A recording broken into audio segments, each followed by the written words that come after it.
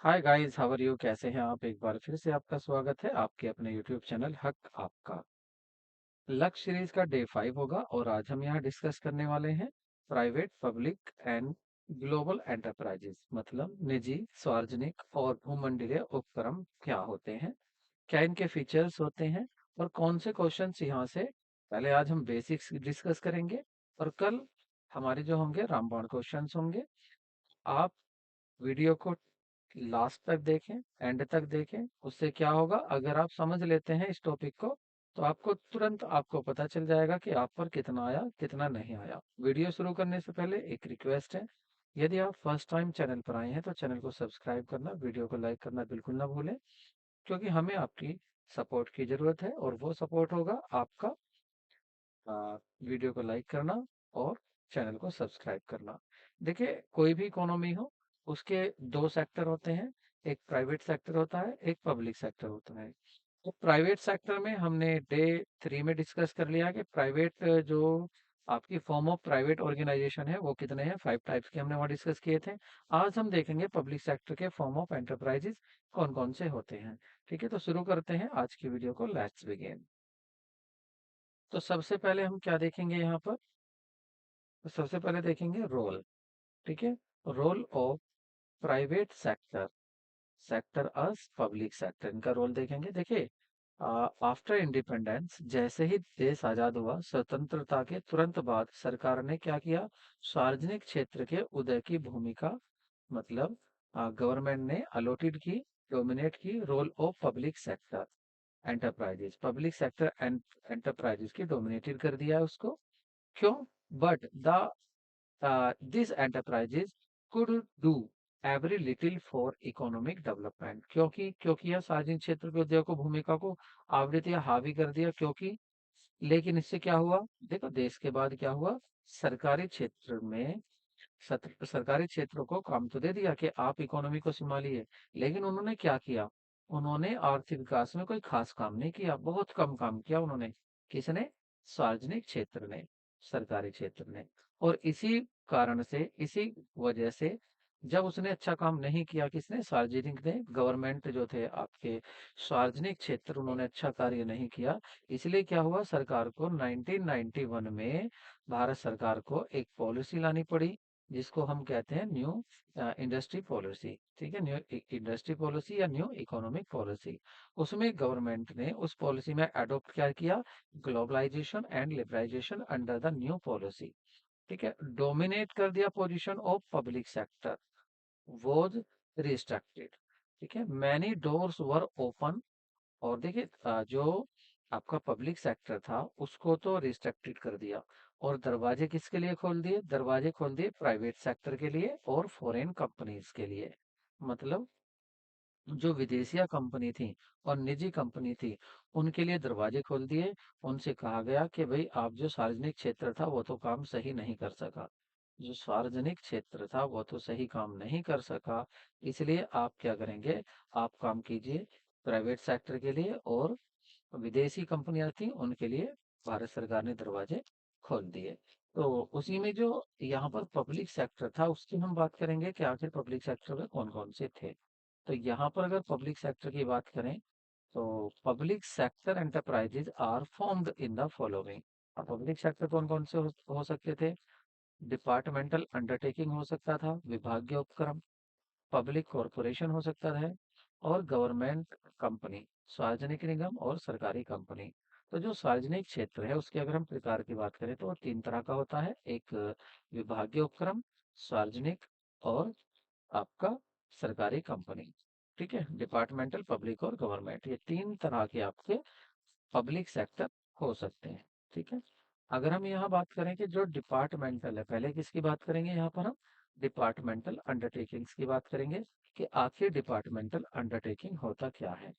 ठीक है, तो अगर डिपार्टमेंटल अंडरटेकिंग की बात करें तो यह होता है आपका, सबसे पहले तो इसके बारे में थोड़ा सा मैं पॉइंट लिख देता हूँ कि ये सबसे प्राचीन, क्या है ये? सबसे पुराना, सबसे पुराना, सबसे प्राचीन या सबसे पुराना स्वरूप है ये पब्लिक सेक्टर का, या प्रारूप है। इसको लिख देते हैं प्रारूप है।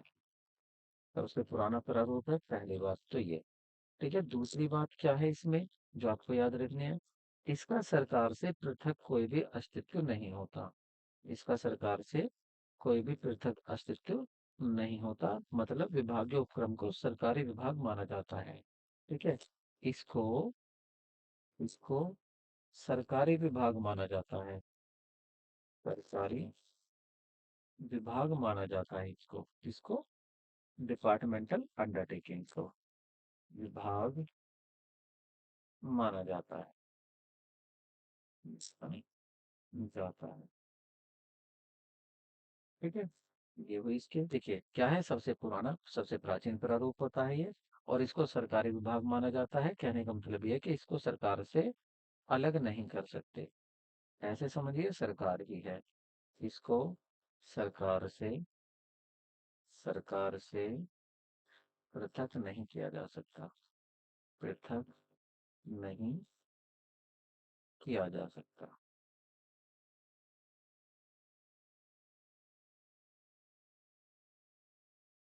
ठीक है, सरकार से इसको पृथक नहीं किया जाता है।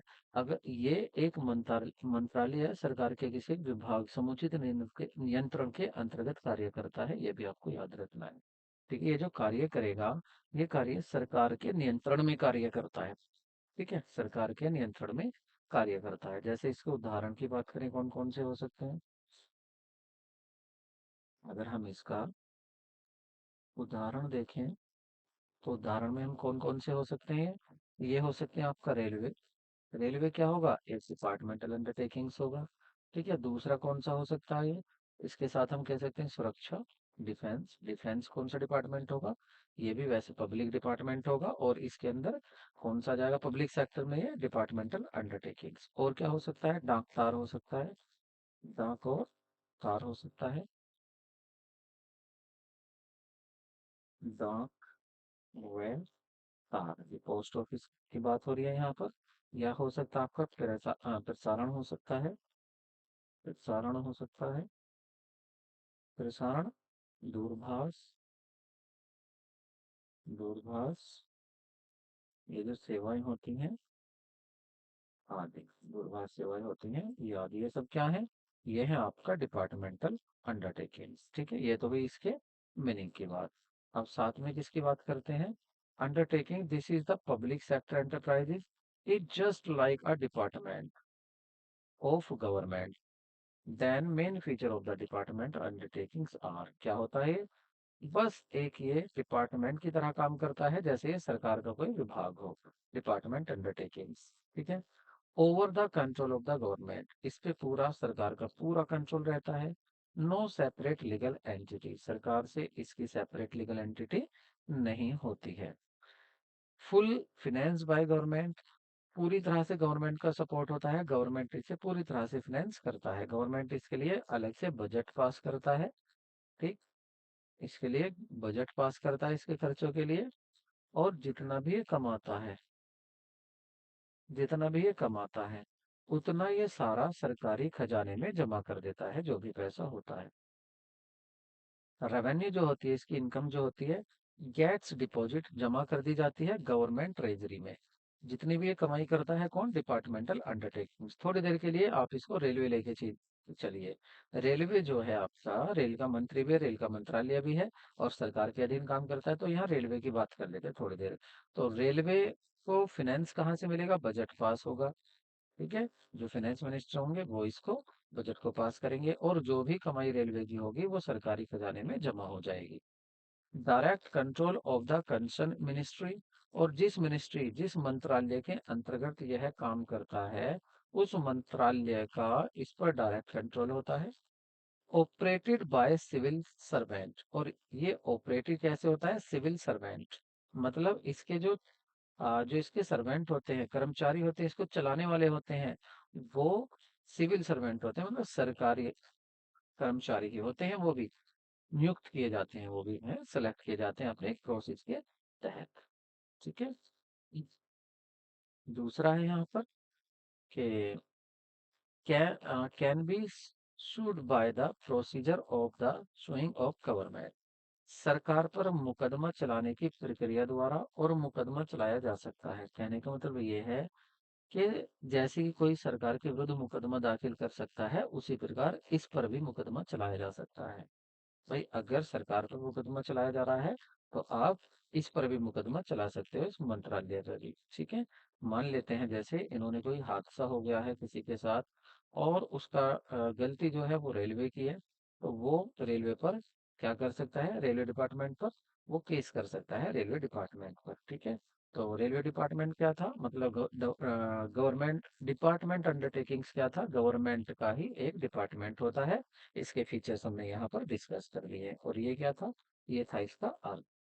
ठीक है, ये सब अर्थ था। नेक्स्ट देखते हैं इसका। देखिए अगर देखें कि डिपार्टमेंटल अंडरटेकिंग्स, अगर डिपार्टमेंटल अंडरटेकिंग्स की ये बात करें कि आखिर इसको कैसे बनाया जाता है, फॉर्म कैसे किया जाता है, तो इजी फॉर्मेशन, इसकी फॉर्मेशन इजी होती है, आसान होती है। इफेक्टिव कंट्रोल होता है। अब इफेक्टिव कंट्रोल क्यों होता है, इफेक्टिव कंट्रोल इसलिए होता है क्योंकि इसमें जो इस पर नियंत्रण होता है ना वो काफी प्रभावशाली होता है। क्यों, क्योंकि यह प्रत्यक्ष और केंद्रित होता है।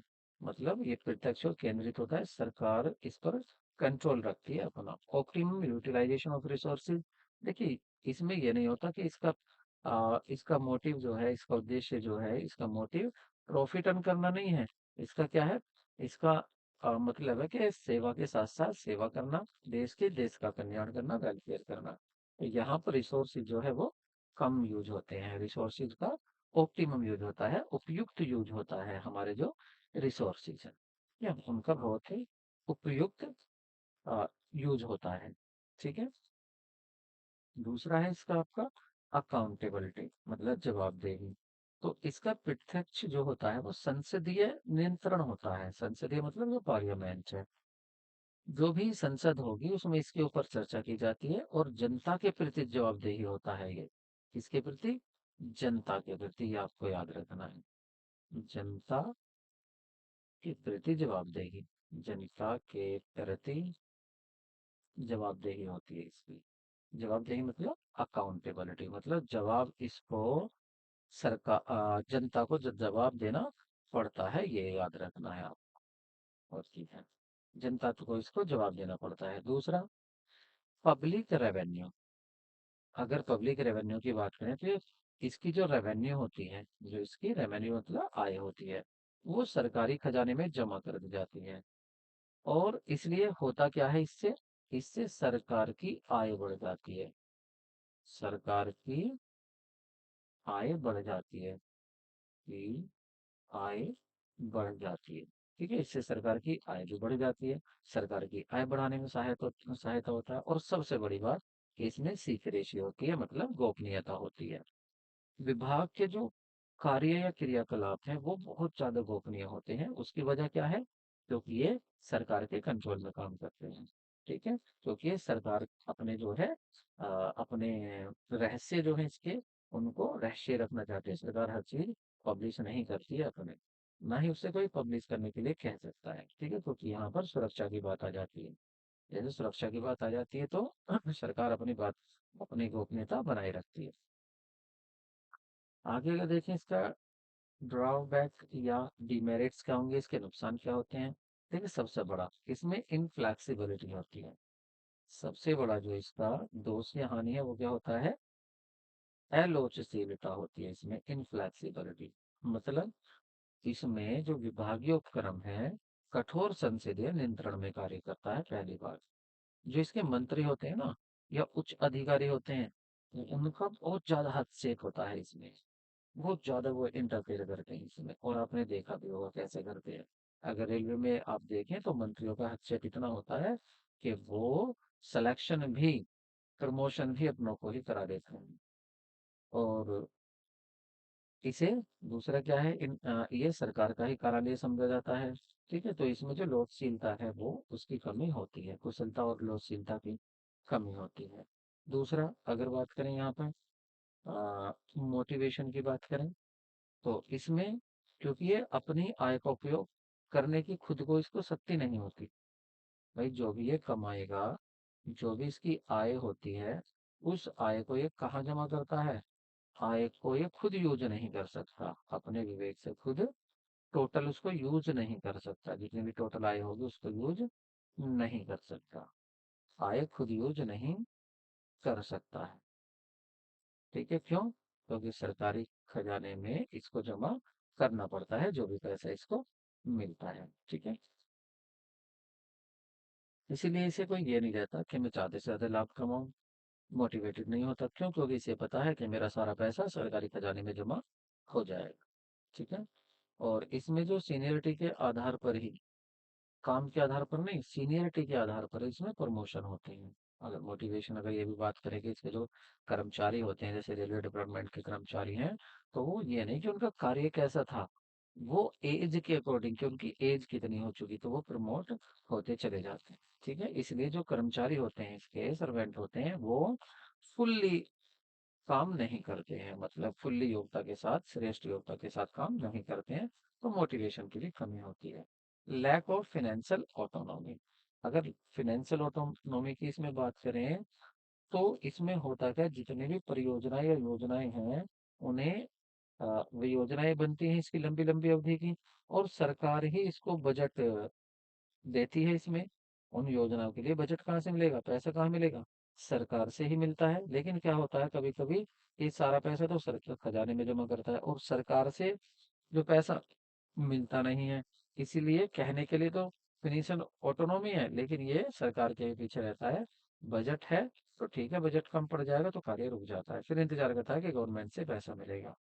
मैनेजमेंट भी क्या होता है, इन इनएफिशिएंट होता है, अकुशल होता है। ठीक है, क्यों? क्योंकि सरकारी अधिकारी जो होते हैं वो इसका मैनेजमेंट करते हैं। ठीक है, और वो, उन पर क्या होता है, उन पर सबसे ज्यादा होता है पेपर वर्क। सबसे ज्यादा क्या होता है, पेपर वर्क होता है, मतलब वो बिजी होते हैं केवल रिकॉर्ड बनाने में। इसी वजह से वो अपनी जो कुशलता है उसका भी सही प्रयोग नहीं कर पाते हैं। ठीक है, अब एक बात और है, इसमें होता क्या है कि जो वो होते हैं, कर्मचारी अधिकारी होते हैं, वे अधिकतर समय संसद या मंत्रालय के पूछताछ और जवाब देने में ही खर्च कर देते हैं। उनका फिर दूसरा ट्रांसफर कर दिया जाता है। भाई वो क्यों नहीं लगा पाते इसमें, इसका मैनेजमेंट अच्छा क्यों नहीं कर पाते? क्योंकि ज्यादातर समय उनका कहाँ गुजर जाता है, जो सरकारी कर्मचारी होते हैं, या तो संसद में जवाब देने में निकल जाता है, संसद में पूछताछ में निकल जाता है, और वे काम करते भी हैं तो फिर उनका ट्रांसफर हो जाता है। तो इसलिए वो मन लगाकर अपनी पूरी फुल स्किल से काम नहीं करते हैं। अच्छा, इसलिए यहाँ पर एफिशिएंट जो है, वो एफिशिएंट इन एफिशिएंट मैनेजमेंट होता है, क्योंकि कभी भी उनका कहीं भी ट्रांसफर कर दिया जाता है। और सबसे बड़ी बात है इसमें, रेड टैपिज्म एंड ब्यूरोक्रेसी, मतलब लाल लतीफा शाही और नौकरशाही।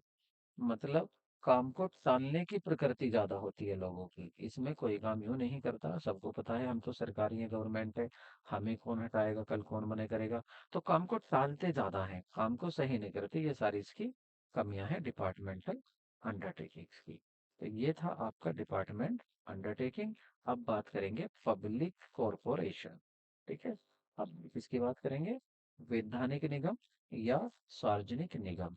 इसको सार्वजनिक निगम भी कह देते हैं और वैधानिक भी, वैधानिक निगम भी कह देते हैं इसको, वैधानिक निगम। ठीक है, तो इसकी बात करेंगे। It is the body corporate formed by passing a special a special act of parliament or state legislature। तो ये क्या होता है, ये एक ऐसा डिपार्टमेंट, एक ऐसा कॉरपोरेशन होता है, ये एक ऐसी बॉडी होती है जिसका जो निर्माण होता है ना, निर्माण जो होता है, वो या तो संसद के द्वारा होगा, या विधानमंडल के एक विशेष अधिनियम पारित करके होगा। एक कानून पास किया जाएगा, एक अधिनियम पास किया जाएगा, उस अधिनियम से इसका जो होता है निर्माण होता है। अब आप कहेंगे ये कौन सा होता है, इसके कौन से एग्जाम्पल है? तो इसके एग्जाम्पल देखिए, इसके एग्जाम्पल हो सकते हैं जैसे Indian airlines, Indian Indian airlines इसका एग्जाम्पल हो सकता है। इंडियन एयरलाइंस हो सकता है, एयर इंडिया हो सकता है, air sorry, India air India हो सकता है, भारतीय स्टेट बैंक एसबीआई हो सकता है, भारतीय रिजर्व बैंक आरबीआई हो सकता है। इनमें सब में क्या है, या एफसीआई हो सकता है, FCI, food food corporation of India, FCI हो सकता है। और आपका इसमें आ, आपका गेल हो सकता है। ये सब क्या है, देखिए कोई जैसे एक एक्ट पास किया गया था आरबीआई का, जो कि आपका 1935 में एक एक्ट पास हुआ, 1934 में 1934 में एक एक्ट पास किया गया। उसमें कहा गया, उसमें महसूस किया गया कि भाई एक ऐसी बॉडी होनी चाहिए जो सभी बैंकों को कंट्रोल करे। तब 1935 में जन्म हुआ आपका किसका, जब किसको खोला गया, आरबीआई को खोला गया। तो एक कानून पास किया गया, किसमें, आ, आपके संसद में। ठीक है, तो तब ये बना। तो ये कैसा निगम होता है, जो कोई कानून या आपका अधिनियम पास किया जाता है, अब वो कहाँ पास किया जाएगा, या तो पार्लियामेंट में किया जाएगा, या जो राज्य असेंबली होगी, राज्य विधानमंडल होगा, उसमें पास किया जाएगा। ठीक है, अब इसके देखते हैं कि फीचर्स कौन कौन से होंगे। देखिए इसका जो फॉर्मेशन होगा, इसका फॉर्मेशन एक एक्ट पास होगा तब ये बनाया जाएगा, कोई भी निगम। दूसरा, इस पे कंट्रोल गवर्नमेंट का होगा। तीसरी बात, ये सेपरेटेड लीगल एंटिटी होगी, मतलब सरकार से अलग अस्तित्व होगा इसका। सरकार इसको एक बार पैसा दे देगी, लेकिन अपने खर्चे, अपनी आमदनी ये सारी अलग करता है। ठीक है। तो दूसरा, management by board of director, एक बोर्ड ऑफ डायरेक्टर होता है इसमें, और वो इसका मैनेजमेंट करता है। पावर और ऑब्जेक्टिव इसकी डिफाइंड होती हैं इसके एक्ट में, कि जो इसका कानून बना है, एक्ट बना है, उसमें ही पारित कर दी जाती है, बताई जाती है कि इसकी पावर क्या होंगी, इसके ऑब्जेक्टिव्स क्या होंगे। ऑन स्टाफ, इसका खुद का स्टाफ होता है, एडमिनिस्ट्रेटिव ऑटोनॉमी होती है, ये स्वतंत्र होता है अपने प्रशासनिक कार्य करने के लिए, इसको कोई रोक टोक नहीं होती।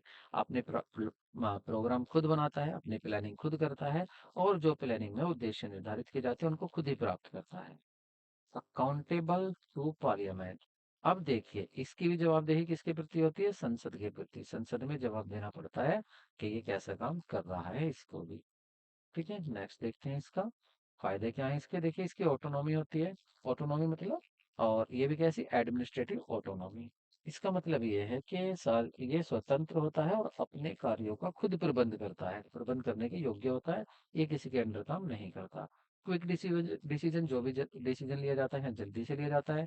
और इसका जो उद्देश्य होता है वो होता है सेवा करना, सेवा करना, सर्विस मोटिव होता है इसका। एफिशिएंट स्टाफ, इसका स्टाफ भी एफिशिएंट होता है, कुशल होता है। ठीक है, कुशल और योग्य स्टाफ होता है इसका।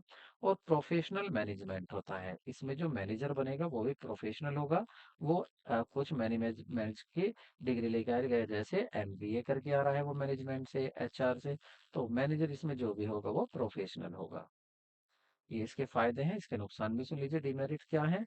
देखिए थ्योरेटिकल ऑटोनॉमी है, कहने के लिए बस कागजी ऑटोनॉमी है कि स्वतंत्र होगा, स्वतंत्र कुछ नहीं है, कहीं ना कहीं इस पर गवर्नमेंट कंट्रोल करती है, इस पर भी।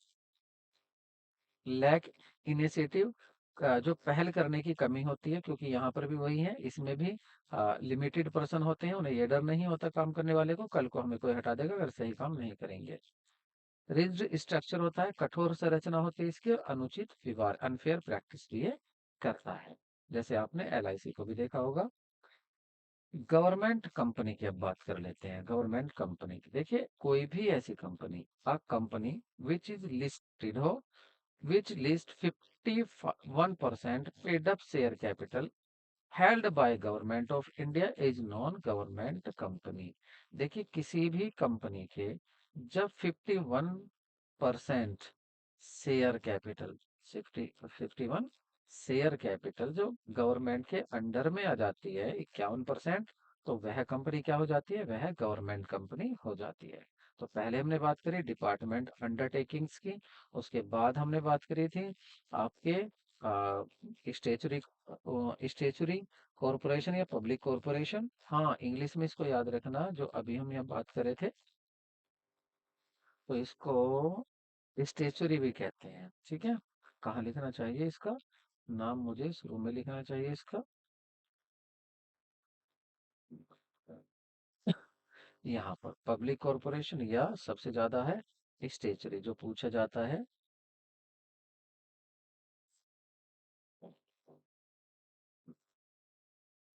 स्टेचुरी कॉरपोरेशन भी इसको कहते हैं।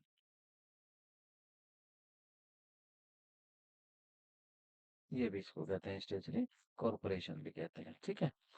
तो अब बात किसकी कर रहे थे हम, गवर्नमेंट कंपनी की। तो ऐसी कंपनी जिसकी शेयर कैपिटल का 51% हिस्सा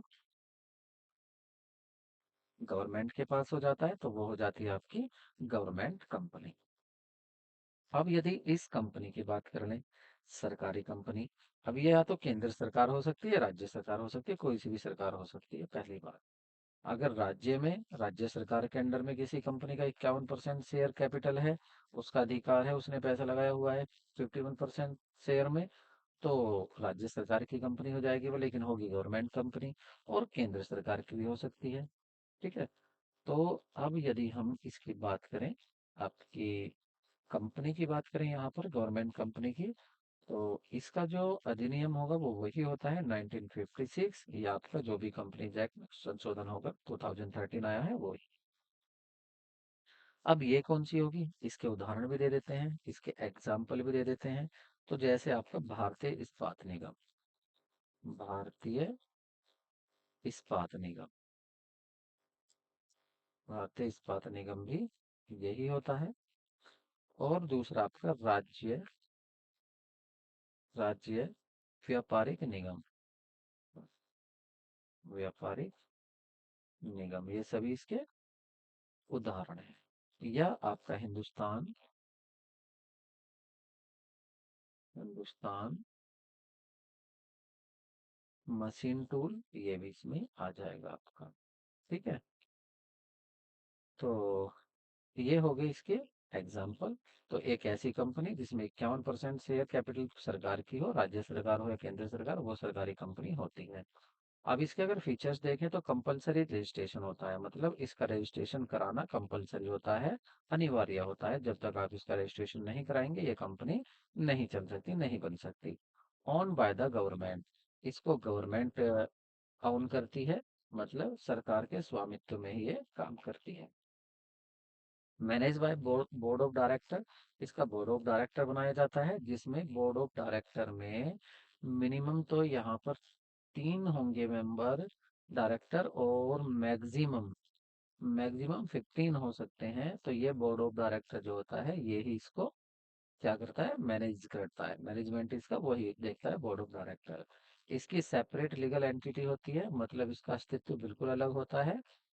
इसके अगर सरकार से अलग क्या होता है कि ये सरकार से अगर कुछ पैसा लेती है तो वापस भी करेगी, और सरकार इससे लेती है तो सरकार इसको वापस करेगी। मिनिस्ट्रियल कंट्रोल होता है कहीं ना कहीं इसमें भी, फिर भी जो आपके मंत्रिमंडल है वो इसमें कहीं ना कहीं फिर भी हस्तक्षेप करते हैं। फिनेंशियल ऑटोनॉमी होती है इसकी, अपना इसका खुद का पैसा होता है, खुद कमाई करती है, खुद ही प्रॉफिट कमाती है, ठीक है, और उसको खुद ही एक्सपेंस भी करती है।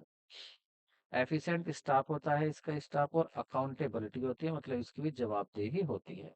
अब बात जब यहाँ अकाउंटेबिलिटी की आती है, तो फिर ये बात आती है कि आखिर ये जो अकाउंटेबिलिटी इसकी होती है, तो ये किसके प्रति होती है, जवाबदेही। तो इसकी भी जवाबदेही किसके प्रति होगी, पब्लिक के प्रति इसकी जवाबदेही होती है, ठीक है। अब देखते हैं कि आखिर इसके फीचर्स, एडवांटेजेस क्या क्या है इसके गवर्नमेंट कंपनी के।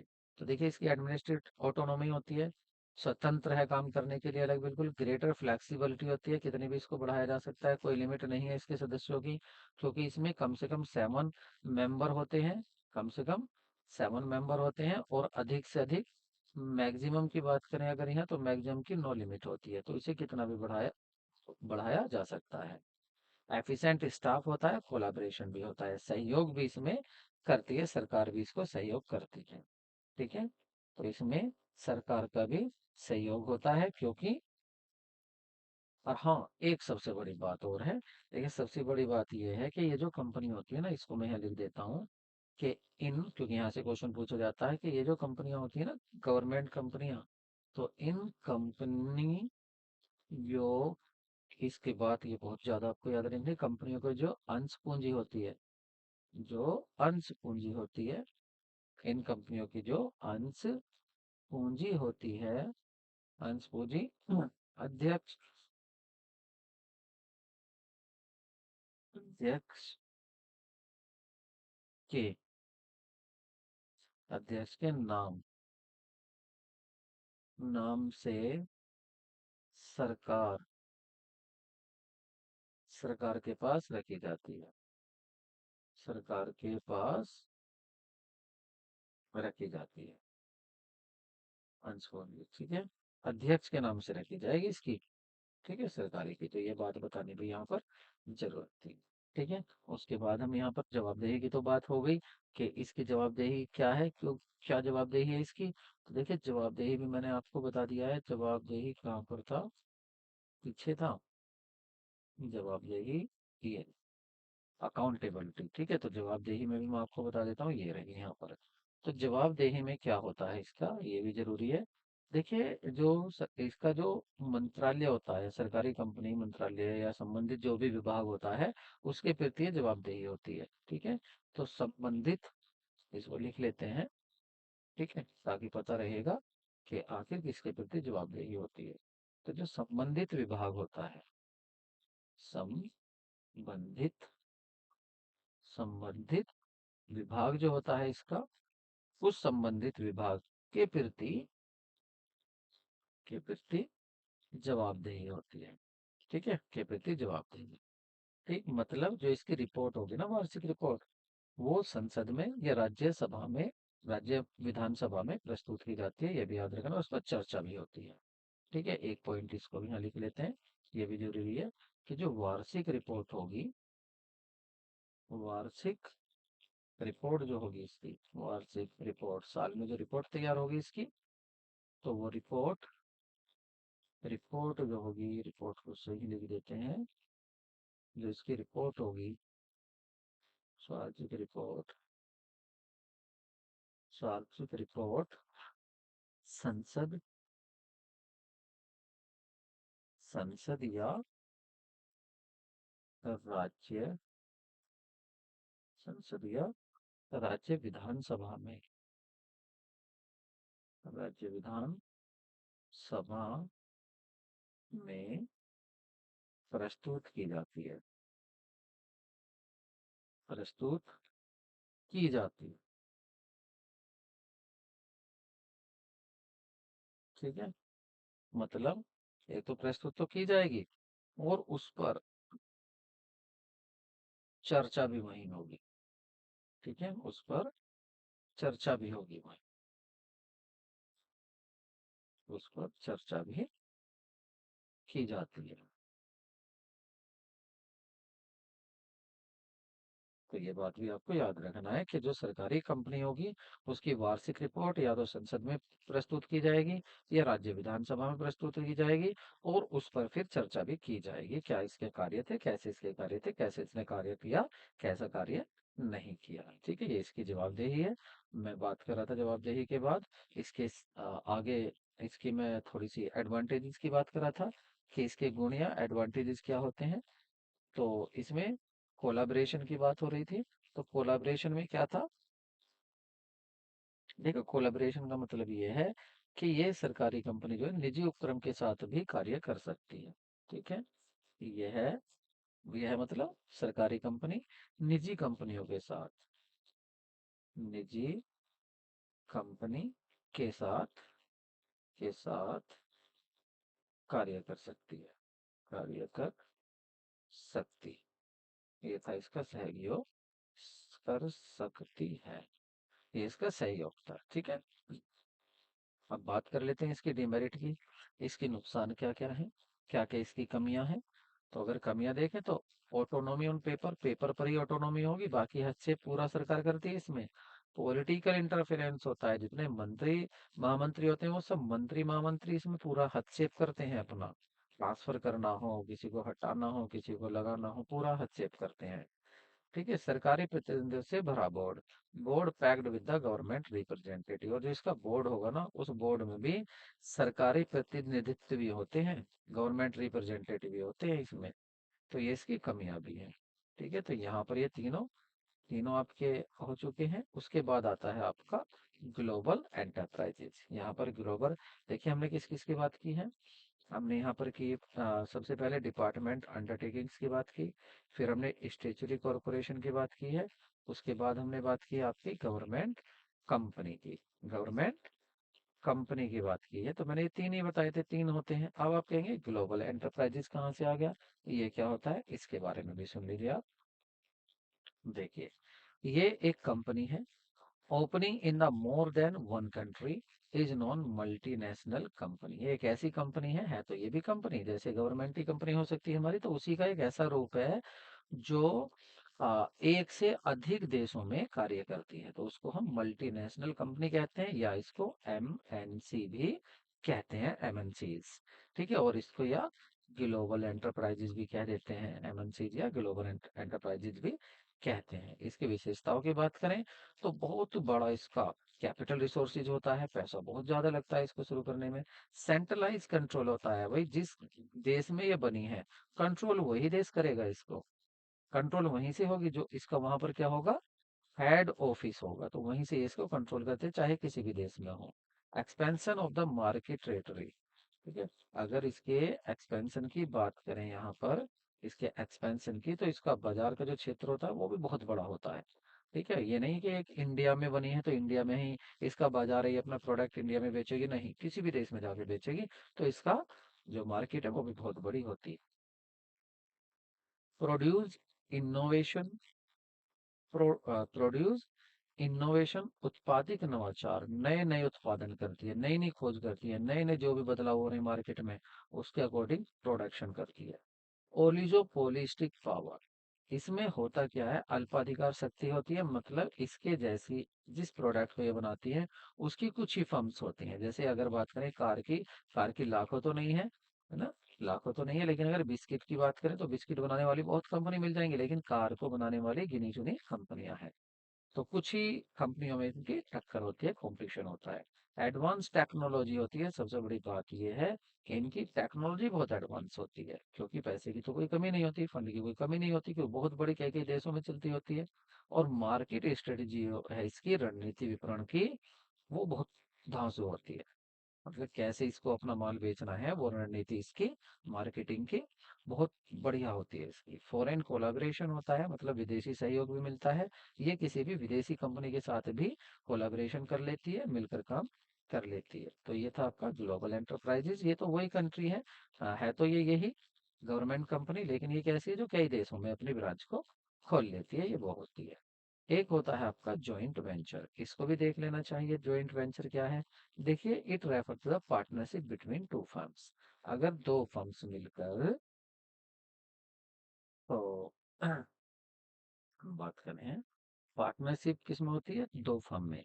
ठीक है, जब दो फर्म, जब दो फर्म, हम कह सकते हैं कि इसमें दो फर्मों के बीच की साझेदारी, दो फर्मों के बीच की साझेदारी होती है, फर्मों के बीच की साझेदारी, और इसको हम क्या बोलते हैं, साझेदारी को हम जॉइंट वेंचर कहते हैं। ठीक है, अब ये जो जॉइंट वेंचर होंगी इसमें जरूरी नहीं है एक ही देश हो, एक ही देश की भी कंपनियां हो सकती हैं और अलग अलग देश की भी कंपनियां मिलकर काम कर सकती हैं, उनको बोलते हैं joint venture.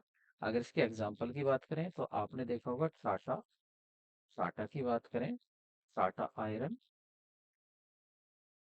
Tata iron and steel company, Tata iron and steel company, दोनों मिलकर कार्य कर रही हैं। ठीक है, एक एग्जाम्पल ये होगा इसका। दूसरे अगर इसके एग्जाम्पल की बात करें तो कौन सा हो सकता है आपका, इसमें हो सकता है, आपने देखो एक सुना होगा मारुति कंपनी। ठीक है, क्या हो जाएगा, देखो भारत की क्या थी, भारत की जो थी भारत की मारुति कंपनी, मारुति कंपनी एक उसकी थी, भारत देश की कंपनी। ठीक है, और इसी के साथ जापान की कंपनी, इसी के साथ अगर बात करें यहाँ जापान की कंपनी सॉरी, जापान की, जापान की कौन सी, सुजुकी, जापान की सुजुकी कंपनी, दोनों ने साथ मिलकर क्या नाम चलाया? इन दोनों ने साथ मिलकर काम चलाया, जॉइंट वेंचर। नहीं, इन्होंने नाम के अंडर में काम किया, Maruti Suzuki, Maruti Suzuki India limited, India limited. इन दोनों ने इस नाम से काम किया, नया एक निर्माण किया एक नई कंपनी का। या आप देखेंगे बिरला यमुना लिमिटेड है, ये भी बहुत सारे नाम है, मतलब दो दो कंपनी मिलकर जब एक नया उद्यम बना लेती हैं उसको बोलते हैं जॉइंट वेंचर। ये याद रखना, इसमें दो फर्म होती हैं। ठीक है, अब दो फर्म एक देश की भी हो सकती हैं, अलग अलग देश की भी हो सकती हैं। चलो तो इसके फीचर देख लेते हैं। देखिए, इंक्रीज रिसोर्सेज एंड कैपेसिटी, ये दो फर्मों के बीच ये साझेदारी, बढ़े हुए साधन और क्षमता, इनका साधन बढ़ जाता है, क्षमता भी बढ़ जाती है जब दो एक जगह मिल जाते हैं। नए बाजार बाजार नए बाजार और वितरण नेटवर्क तक पहुंच हो जाती है इनकी। भाई, इस देश की कंपनी अब दूसरे देश में जाकर काम करेगी तो वहां नए नए बाजार मिलेंगे, वहां तक भी पहुंच हो जाती है। नए बाजार और वितरण, प्रौद्योगिकी तक पहुंच, नई नई जो टेक्नोलॉजी आ रही है। हो सकता है एक कंपनी के पास, एक फर्म के पास कम टेक्नोलॉजी है, लेकिन जब वो दूसरे देश की फर्म से मिल जाती है तो उसकी टेक्नोलॉजी भी यूज करेगी। तो इसलिए जो इनोवेशन है, नई नई नवाचार हो रहा है, नई प्रौद्योगिकी आ रही है, उसमें उसकी पहुंच हो जाती है, उत्पादन की कम लागत आती है। ठीक है, और ब्रांड नेम बन जाता है, एक बड़ा ब्रांड नेम ये बना लेती है अपना। ठीक है, तो ये हुए अब इसके फीचर, पब्लिक प्राइवेट है एंटरप्राइजेज। अच्छा, एक और बात है, feature of the public private partnership. ठीक है, ये भी एक उपक्रम है, इसको सुन लीजिए, ये क्या है? देखिए, ये है आपका पब्लिक प्राइवेट पार्टनरशिप, इसको क्या कह देते हैं? PPP, triple P. या और क्या कह देते हैं इसको? P क्यूब भी इसको कह देते हैं, और क्या कह देते हैं इसको? P3 भी इसको कह देते हैं। ठीक है, ये सभी इसी के नाम है। अब ये होती क्या है? ये होती है सार्वजनिक और निजी साझेदारी, मतलब एक तो सरकारी सेवा और एक निजी व्यवसाय, दोनों का वर्णन करती है। जैसे जिसे सरकार एक अधिक निजी क्षेत्र की कंपनियां, मतलब जब दो, एक तो सरकारी कंपनी होगी और एक निजी कंपनी प्राइवेट होगी। एक तो गवर्नमेंट कंपनी होगी और इसके साथ मिलकर कार्य करेगी प्राइवेट कंपनी। तो ये दोनों जब मिलकर कार्य करेंगे तो इनको बोलते हैं प्राइवेट पब्लिक पार्टनरशिप। ठीक है, इसके फीचर्स क्या क्या होते हैं? अच्छा, इसके एग्जाम्पल की भी तो बात कर लें। इसका एग्जाम्पल क्या होगा? जैसे आपने देखा होगा, दिल्ली मेट्रो रेल कॉरपोरेशन है। ठीक है, तो इसमें क्या है? दिल्ली मेट्रो रेल कॉरपोरेशन भी क्या है? ये भी एक पीपीपी है। ठीक है, ट्रिपल पी है, पीपीपी है। क्यों है ये पीपी? क्योंकि इसमें क्या है, दोनों सेक्टर है, निजी सेक्टर भी है और आपका गवर्नमेंट सेक्टर भी है, दोनों साथ मिलकर काम कर रहे हैं। तो मेट्रो क्या हो गई? ट्रिपल पी हो गया आपका। इसके फीचर की बात करें तो देखिए, कॉन्ट्रैक्ट कर लेती है, पब्लिक सेक्टर और प्राइवेट पार्टी या प्राइवेट कंपनी के बीच में कॉन्ट्रैक्ट हो जाता है। कोस्ट यूजिंग सर्विस हो जाती है, प्रोविजन ऑफ कैपिटल सब्सिडी हो जाता है, प्रॉब्लम भी शेयर होती है पीपीपी में। इसमें होता क्या है कि एक तो समस्या का जो भी प्रॉब्लम होगी उसका बंटवारा हो जाता है, जो भी आय होगी, आय को भी ये अपने एक अनुपात में बांट लेते हैं। पहले ही अनुबंध हो जाता है कि पहली जो गवर्नमेंट एंटरप्राइजेज है वो कितना लेगी प्रॉफिट में से, और जो आपका प्राइवेट सेक्टर है वो कितना लेगा, और इसी तरह से इनकी लागत, मतलब कॉस्ट की भी इनकी सेटल हो जाता है, पहले अनुबंध हो जाता है इनके बीच में कि किस तरह से हम अपना लागत उठाएंगे, खर्चा करेंगे। ठीक है, तो इसके लिए मैं आपको एक चार्ट भी दे देता हूँ। इस चार्ट को आप अच्छे से अपने पास रख लेना, इससे क्या होगा, इस चार्ट से आप अच्छे से अपना रिवीजन कर सकते हैं और तैयारी भी कर सकते हैं। तो देखिए, ये चार्ट है आपके लिए, और इस चार्ट से आपको कितना बेनिफिट होगा वो देखिए। पहला बेनिफिट, देखिए, अगर भारतीय अर्थव्यवस्था की बात करें तो भारतीय अर्थव्यवस्था कैसे है? मिश्रित, मतलब जिसमें प्राइवेट सेक्टर और पब्लिक सेक्टर दोनों काम करते हैं। ठीक है, अब दोनों सेक्टर कौन से होंगे? एक निजी क्षेत्र होगा प्राइवेट, और दूसरा होगा सार्वजनिक, ठीक है, गवर्नमेंट। दोनों क्षेत्र काम करते हैं, इसलिए इसे क्या कहते हैं? प्राइवेट, मतलब मिश्रित अर्थव्यवस्था, मिक्स्ड इकोनॉमी इसको कहते हैं। निजी क्षेत्र में हमने बात कर लिया एकल व्यापारी की, साझेदारी फर्म की, संयुक्त हिंदू परिवार बिजनेस की, और सहकारी समिति की, संयुक्त स्कंद कंपनी की, और बहुराष्ट्रीय कंपनी की, मल्टीनेशनल कंपनीज की, ठीक है, इसकी बात की है हमने। अब अगर हम बात करें सार्वजनिक क्षेत्र की, तो सार्वजनिक क्षेत्र में हमने जो बात करी है वो यहाँ पर एक आपका विभागीय संस्था की बात की है यहाँ पर, एक हमने सार्वजनिक निगम की बात की है, और एक सार्वजनिक सरकारी कंपनी की बात की है। ठीक है, अब इसमें भी क्या है, इसमें भी आपके पार्ट हो जाते हैं कि जो विभागीय है उसमें रेलवे हो जाता है, डिपार्टमेंटल अंडरटेकिंग्स, टेलीफोन हो जाता है, डाक और तार हो जाता है, और आपकी रक्षा, डिफेंस हो जाता है।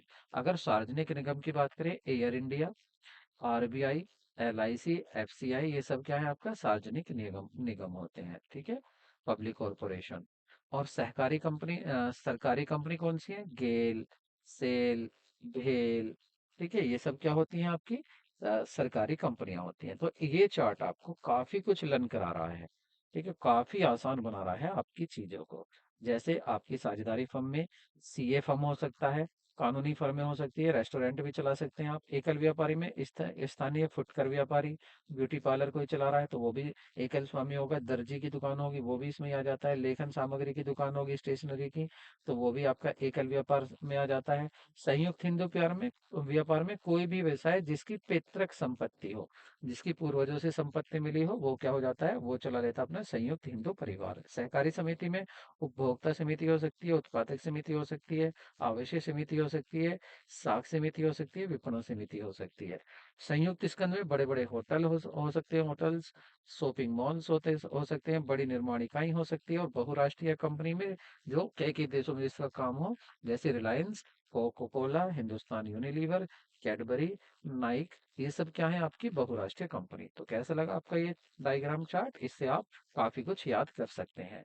नेक्स्ट आपका डायग्राम है, इसमें आप देखेंगे यहाँ पर जो आपको बताया गया है वो है आपके निजी क्षेत्र उपक्रम के साथ साथ आपके जो निजी क्षेत्र के उपक्रम है, जैसे आपके निजी क्षेत्र नहीं, मतलब जो सार्वजनिक क्षेत्र के हैं, सॉरी, सार्वजनिक क्षेत्र के, तो यहाँ पर डिपार्टमेंट अंडरटेकिंग्स और पब्लिक कॉरपोरेशन और गवर्नमेंट कंपनीज, इन तीनों में जो इस चैप्टर में आज हमने पढ़ी हैं उनको यहाँ पर एक साथ बताया गया है। आप यहाँ से याद कर सकते हैं कि देखिए, डिपार्टमेंट अंडरटेकिंग किसी मंत्रालय के अधीन यानी सरकार के किसी एक विभाग के द्वारा इसका निर्माण होता है। और पब्लिक कॉरपोरेशन में क्या है कि इसका निर्माण संसद के द्वारा या राज्य विधानमंडल के द्वारा होता है, कोई अधिनियम पारित करके, विशेष अधिनियम पारित होता है, ये भी जरूरी है कि विशेष अधिनियम। और कंपनी का निर्माण 1956 या इसमें लिख सकते हैं 2013 के अकॉर्डिंग होता है। साथ ही अगर आप नेक्स्ट देखें इसमें कि देखिए, डिपार्टमेंटल अंडरटेकिंग का कोई पृथक अस्तित्व नहीं होता है, सरकार भी यही है, और आपका डिपार्टमेंट भी एक ही होता है। अगर डिपार्टमेंट पर केस हो रहा है तो समझो सरकार पर केस हो रहा है।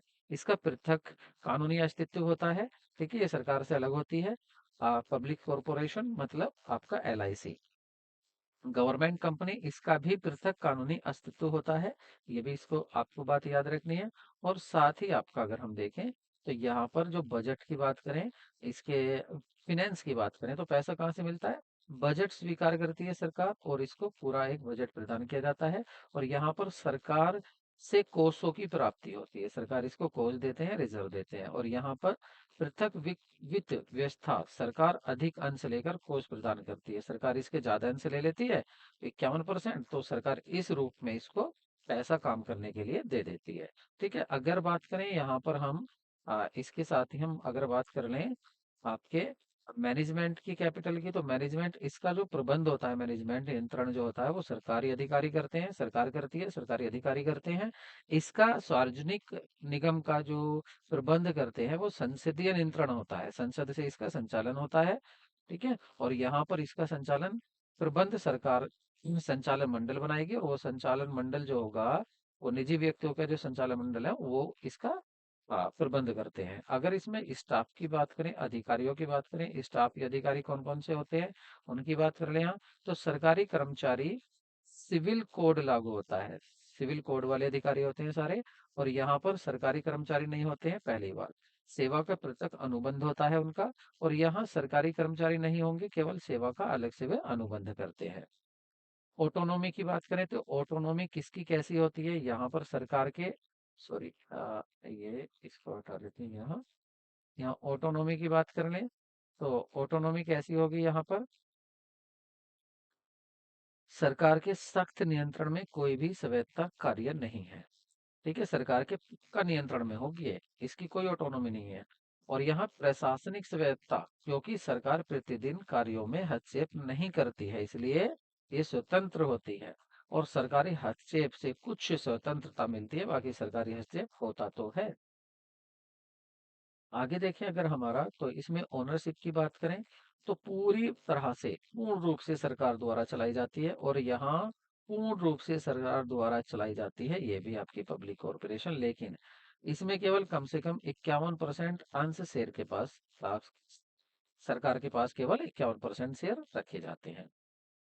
अकाउंटेबिलिटी, अगर इनकी जवाबदेही की बात करें कि किसकी जवाबदेही किसके प्रति है, ये ज्यादा इंपॉर्टेंट रखती है, इसको देखिए।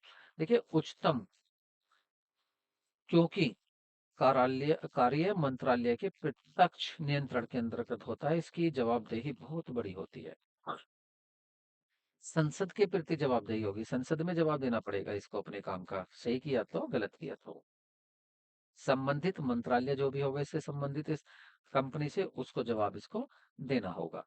ठीक है, उसके साथ ही अगर बात करें यहाँ फैसिबिलिटी ऑपरेशन की, नहीं, फैसिबिलिटी नहीं होती है और ऑपरेशन इसका बहुत कम होता है।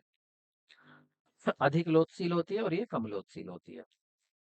अगर उपयुक्तता की बात की जाए यहाँ पर, अगर यहाँ पर उपयुक्तता की बात की जाए तो सुरक्षा, डाक और तार और डाक और तार, इनके लिए ज्यादा उपयुक्त कौन सी होती है? Department undertakings. लेकिन अगर राष्ट्रीय प्राथमिकता की बात की जाए, औद्योगिक उपक्रम है, वाणिज्य है, उपक्रम है, उन सब को में उपयुक्त मानी जाती है आपकी पब्लिक कॉरपोरेशन। और औद्योगिक और वाणिज्य उपक्रम को घरेलू और विदेशी निजी पूंजी के योगदान की आवश्यकता होती है, तो मानी जाती है आपकी गवर्नमेंट कंपनी उपयुक्त मानी जाती है, अच्छी मानी जाती है। तो ये था आपका डायग्राम, इससे आप आसानी से इनको लर्न कर सकते हैं। अगर आपके ये चैप्टर समझ में आया हो तो अभी चेक कर लेते हैं इन क्वेश्चन के आंसर देने के बाद। तो बताइए, which of the following enterprises is formed as a part of government and does not have separate legal entity? Government से अलग नहीं होता है और उसकी सेपरेट लीगल एंटिटी नहीं होती है। तो अब आप देख लीजिए यहाँ पर सेपरेशन किसका होता है। देखिए इसको देखिए, लीगल स्टेटस, कोई पृथक अधिनियम या अस्तित्व नहीं होता है। ठीक है, और बाकी इनका पृथक अस्तित्व होता है।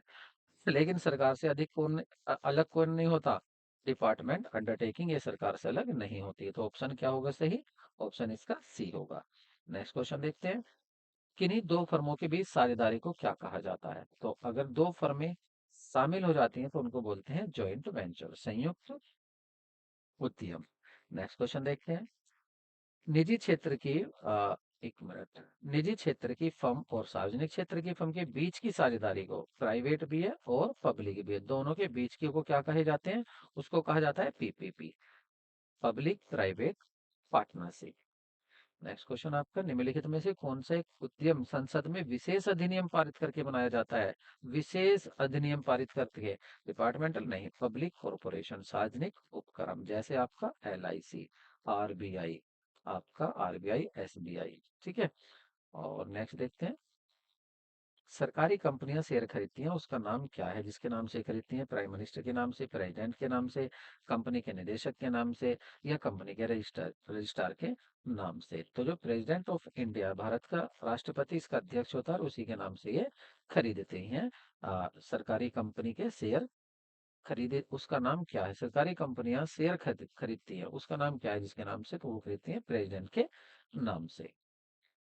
नेक्स्ट देखते हैं, सार्वजनिक लिमिटेड कंपनी निम्नलिखित में से किस क्षेत्र के अंतर्गत आती है? प्राइवेट में आती है सार्वजनिक, पब्लिक में आती है, ज्वाइंट में आती है, पीपी में आती है? तो ये आती है आपकी पब्लिक।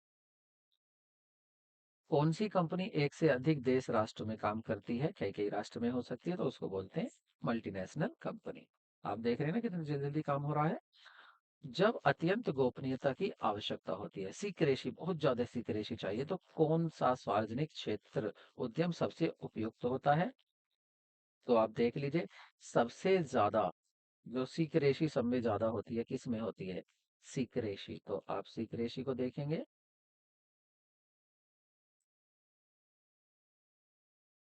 यहाँ नहीं है, वो आपको डिटेल में ही पढ़ना होगा। तो देखिए, सबसे ज़्यादा सीक्रेसी होती है वो आपके डिपार्टमेंटल अंडरटेकिंग्स में ही होती है, डिपार्टमेंटल अंडरटेकिंग्स में। तो आगे देखते हैं आपका, सार्वजनिक निगम की शक्ति और उद्देश्यों को कैसे परिभाषित किया जाता है। जो पावर ऑब्जेक्टिव है पब्लिक कॉरपोरेशन के, वो कैसे होते हैं, किसी अधिनियम के द्वारा, विशेष अधिनियम के द्वारा, साझेदारी अधिनियम के द्वारा, या सभी। तो वो होते हैं आपके बाईपासिंग स्पेशल एक्ट। नेक्स्ट देखते हैं, metro is which form of the enterprises. तो मेट्रो कौन सा है, पब्लिक का है, प्राइवेट का है, या गवर्नमेंट कंपनी, या पीपीपी। तो ये है आपका एग्जांपल पीपीपी का मतलब प्राइवेट पब्लिक आपका पार्टनरशिप। ठीक है, इसका ये मेट्रो एक एग्जांपल है। नेक्स्ट क्वेश्चन देखते हैं, maximum autonomy is enjoyed by. जो मैंने मैक्सिमम सबसे ज्यादा ऑटोनॉमी जो यूज करता है, जो गवर्नमेंट से अलग होकर काम करता है, वो होता है आपका पब्लिक और सार्वजनिक निगम, पब्लिक कॉरपोरेशन या स्टेचुरी निगम। ठीक है, नेक्स्ट क्वेश्चन देखते हैं, L I C is L I C क्या है, एक एल आई सी भी एक मतलब उसमें बना है, एक विशेष प्रस्ताव पारित करके एक एक्ट पास करके बना है। तो ये क्या होता है आपका पब्लिक, ये होता है गवर्नमेंट पब्लिक, पब्लिक कॉरपोरेशन। क्या होता है ये, पब्लिक कॉरपोरेशन होता है, स्टेचुरी कॉरपोरेशन होता है। नेक्स्ट क्वेश्चन देखते हैं, गेल क्या है, गेल ऑटोनॉमी ऑफ इंडिया लिमिटेड क्या है। ये एक प्राइवेट नहीं, पब्लिक, तो ये एक ये होती है आपकी गवर्नमेंट कंपनी। क्या होती है, गवर्नमेंट कंपनी होती है। ठीक है, नेक्स्ट क्वेश्चन देखते हैं, the other name of the multinational company. Multinational company जो होती हैं, उनका दूसरा नाम क्या होता है, global enterprises, transactional enterprises, international enterprises, या ऑल ऑफ द अबव। तो ये सब क्या होता है, ऑल ऑफ द अबव। इनको अंतर्राष्ट्रीय उद्यम, वैश्विक उद्यम, अंतर्राष्ट्रीय उद्यम, मतलब global enterprises, transactional, transnational enterprises, या इंटरनेशनल एंटरप्राइजेज सभी कहा जाता है। ठीक है, तो वीडियो कैसी लगी कमेंट करके बताएं, और वीडियो को लाइक जरूर करें। ठीक है, ऐसे ही वीडियो के लिए हमारे साथ बने रहिए और हमें सपोर्ट करते रहिए। और वो सपोर्ट है कि हमारे सब्सक्राइबर इंक्रीज होने चाहिए, क्योंकि देखिए हमारा लक्ष्य वही है जो आपका सपना है। आपका सपना इस बार जॉब लेना है, और हमारा सपना आपको जॉब दिलाना है, और वो तभी पॉसिबल होगा जब आप हमें सपोर्ट करेंगे। हम आपके लिए रात दिन लगे हुए हैं, हमारी टीम भी रात दिन लगी हुई है आपके लिए। ठीक है, मिलते हैं नेक्स्ट वीडियो में, टेक केयर, बाय बाय।